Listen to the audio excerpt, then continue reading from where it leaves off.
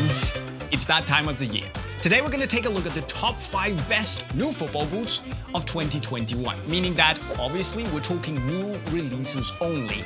In other words, there will be no Mizuno Morelia Neo 3 Beta Japan. Sorry guys, fantastic pair of boots, but it kinda came out last year, so it's not gonna be on the list. The 5 boots I do have on the list though are great and came out this year, and if you want any of them, you can buy them from unisportstore.com in the link right up there if you want new boots. But let's do it. Anyways, we kick things off with the Nike Tiempo Legend 9 Elite, which kinda took the Legend in a bit of a new direction. I mean, it's not exactly rocket science what they've done here, but it's just a super comfortable, really lightweight boot that finds that awesome balance between a really padded, rich leather feel like we see in the Mizuno Repula, for instance, and still having a sharp, nimble feel on the ball.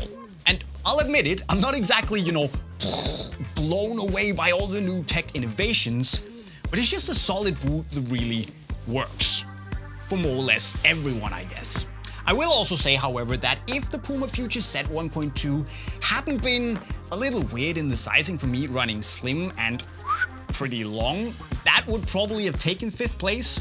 But since that's not the case, and I guess it is weird, the Legend stays. My 4th place goes to the Adidas Predator 3.1 lows, which I see as a nice little upgrade on the mutated 20.1 lows that I also like quite a lot. But these simply have fewer demon skin rubber spikes, meaning that the upper is allowed to be softer and more pliable, so it can take to the shape of your foot a little bit easier. And because you still retain a lot of grip from the spikes, and the boot somehow flows a little bit more seamlessly into the lower part of your leg, it's a really good football boot. It's also not as polarizing as the Mutator, I'd say, but still arguably the most unique when it comes to how it feels when you strike the ball. And it actually delivers on its promise, because they're grippy. Alright, so my 3rd place goes to the PUMA Ultra 1.3, which I know it's a bit harsh to have this as number 3 because it's a great boot, but it's just a really, really hard competition this year. That's not saying it's a bad boot. It's a bit of a new direction compared to that woven textile, really wide and almost slipper-like Ultra 1.2.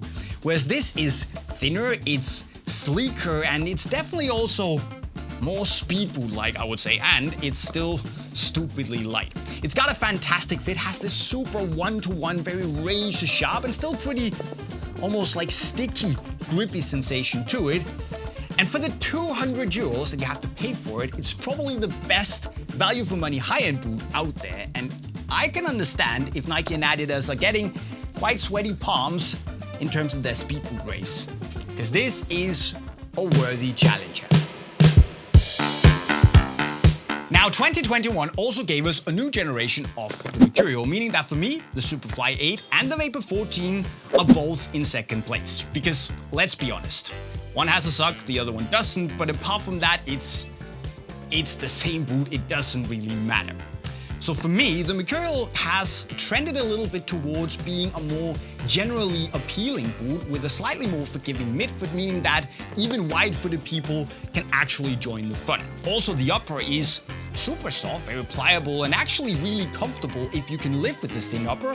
You get a nice amount of grip, and it still has that speed boot DNA, being pretty light, and also having this super responsive, very aggressive snapback on the outsole, and arguably the best stock configuration when it comes to speed. So this is, in my book, one of the best boots on the market, and especially one of the best new ones, because you just can't really go wrong with them. But also, they have been beaten to the throne this year. Again. Well, let's hold that tension before we reach number 1 just a little bit, because I want to give a shout out to the PUMA FUTURE Z 1.2s. That's, okay, it's the same as the 1.1, but it's technically still new on paper and a great boot, so yeah, I had to mention it. There's also the Lotto Solista 204. It's a graphic update, so it's the same boot, but it's just such wonderful value for money, super comfortable, and 140 euros, light too, so that almost went on the list as well. And finally, the new Balance Furon 6 Plus that fixed some of the things from the 6 and is a great alternative to the Mercs, the Ultras, and the X's. And speaking of the X's, yeah, speaking about the X, it couldn't really be any different, could it? The X Speedflow 0.1 and the XB4 Plus. I realized that, again, these are also different boots, but for me, they just hit the upper shelves of their respective categories, and they feel very similar, to some extent at least. I love this sculpted fit, the super soft, very thin, pliable uppers, that very, very honest, raw one-to-one sensation on the ball, and obviously, the Carbitex inserts that just make them feel ridiculously responsive in the snapback. And okay, I might prefer the 0.1 more because of the lasers and the slightly softer upper. But with that said, the Plus can definitely go head-to-head with some of the other lace boots out there, and for me, this is the best laceless boot I have ever worn. And I'll go so far in saying that this is probably my favorite Adidas speed boot ever made, alongside the 2014 F50 Adi Zero Samba, so it kinda had to be number one. Right guys, so of course that was my list, and I'm not necessarily saying that yours will look the same, but what do you actually think is the best new football boot of 2021? Let me know as always in the comment section right down below, and then remember that you can buy all of these 5, well, technically 8 boots, and all the other new boots on the market via the link to unisportstore.com right there. But don't go and click the link until you made sure you subscribe to the channel with the notifications on, and maybe also like the video if you had a good time. And also maybe consider coming back, click in the playlist to learn how to improve even further as a footballer. It's really good, so go do that as well. And with those words, I'll be signing off. Cheerio.